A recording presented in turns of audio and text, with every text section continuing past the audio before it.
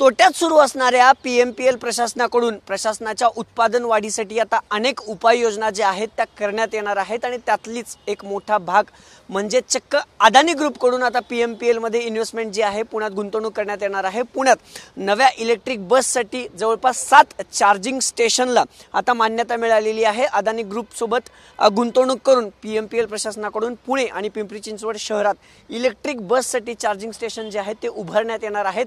ज्या PMPLच्या जागा आहेत त्या जागेचा उपयोग करत हे सगळे 7 चार्जिंग स्टेशन दोन्ही शहरात जे आहेत ते उभे करण्यात येणार आहेत आणि या सगळ्यातून जवळपास 32.5% जो नफा आहे तो PMPL ला मिळणार आहे। एकूण 32.5%चा खरं तर अदानी ग्रुप नवी इन्व्हेस्टमेंट जी आहे नवी गुंतवणूक या PMPLच्या नव्या चार्जिंग स्टेशनद्वारे करण्यात येणार आहेत। एकूण 7 ठिकाणी हे चार्जिंग स्टेशन उभारण्यात येणार आहेत। अनेक इलेक्ट्रिक बस पुण्याच्या PMPL प्रशासनाच्या ताफ्यात आता दाखल झालेले आहेत आणि त्याच बसेसच्या चार्जिंग स्टेशन जे आहेत ते आता पुणे शहरात उभे राहणार आहेत। पुणे आणि पिंपरी चिंचवड शहरात हे एकूण 7 चार्जिंग स्टेशन आहेत। त्यापैकी 4 चार्जिंग स्टेशनचं काम देखील शहरातील विविध भागात जे आहे ते सुरू करण्यात आलेलं आहे। गेल्या अनेक दिवसापासून PMPL कोट्यावधीच्या तोट्यात जी आहे ती PMPL सेवा सुरू आहे आणि तीच तूट भरून काढण्यासाठी अनेक उपाययोजना PMPL प्रशासनाकडून राबवण्यात येणार आहेत आणि त्यातलंच एक महत्त्वाची योजना म्हणजे PMPLचं चार्जिंग स्टेशन आहे आणि या चार्जिंग स्टेशनसाठी जवळपास 7 चार्जिंग स्टेशन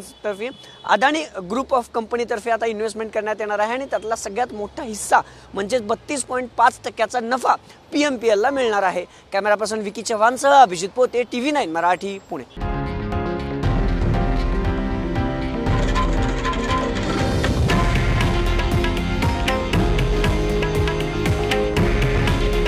हे आहे देशातील नंबर 1 न्यूज नेटवर्क आणि आपण पाहत आहात TV9 मराठी। काळजी तुमची, हित महाराष्ट्राचं।